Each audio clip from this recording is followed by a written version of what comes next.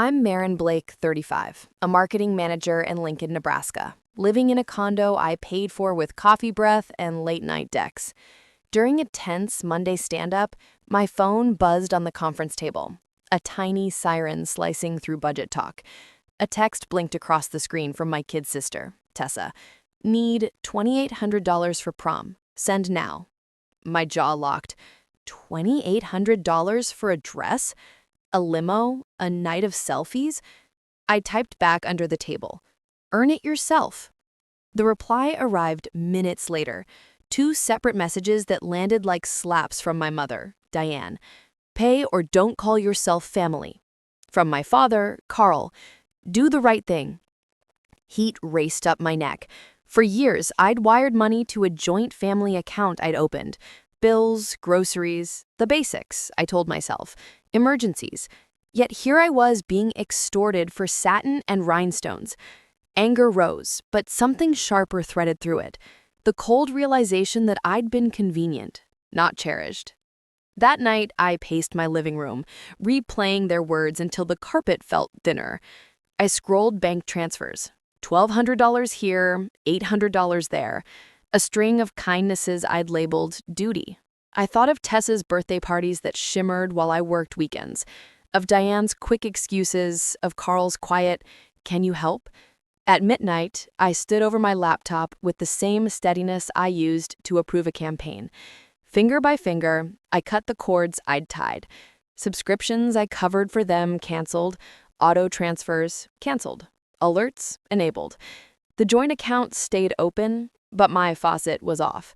By 8:30 the next morning, my world felt tilted, eerily quiet. Then an email from the bank flashed urgent. Large transaction alert. My stomach dropped.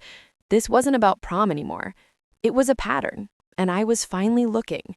The alert said $5,000 had left the joint account at dawn. I stared at the figure, pulse thudding. Rent money for them or another whim? Either way, it had my name on it. I needed facts, not guilt. I walked 2 doors down to legal, knocked on Ellen Ward's office. She'd left for law school and come back sharper.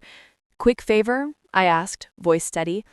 Minutes later, with my credentials and her calm, we were inside the bank portal.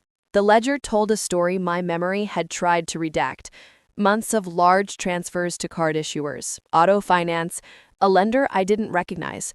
Then the smaller taps, boutiques, restaurants, a travel agency, and unbelievably a prom planner.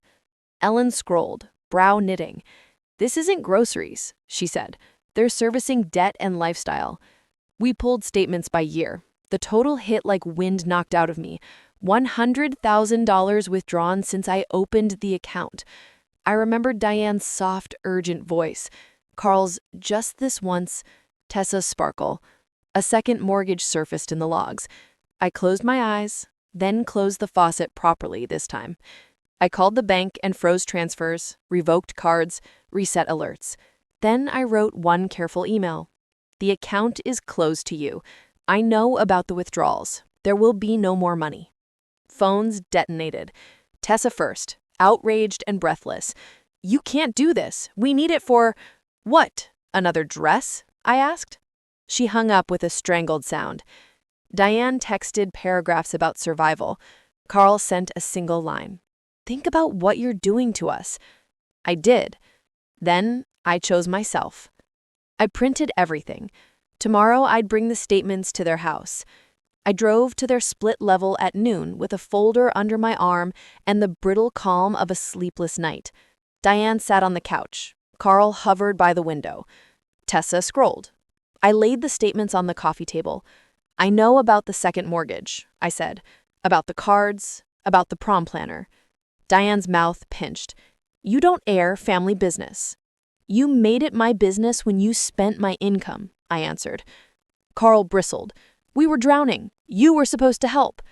"I did help," I said, tapping the totals. $100,000. That was for necessities.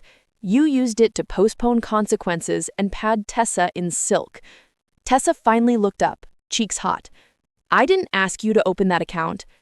"You asked for $2,800 and called it love," I said. "Love is not a wire transfer." Voices rose, then broke. They demanded, defended, deflected. I didn't shout back. I gathered the pages and stood. Here's the boundary. No more money. If you want my presence, it has to be without invoices.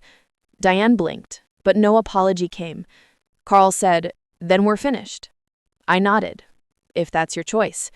I left, blocked numbers in the driveway, and sat until my pulse slowed. Weeks passed. A cousin texted. Bankruptcy filed, house listed. Tessa took a retail job. I felt grief and oxygen. I met with Ellen, closed every loophole, built a budget with my future at the center. Therapy helped me unhook guilt from duty. When spring came, I donated the gown I once bought for a gala. A girl choosing thrift twirled in it, laughing. That joy, that was the right component.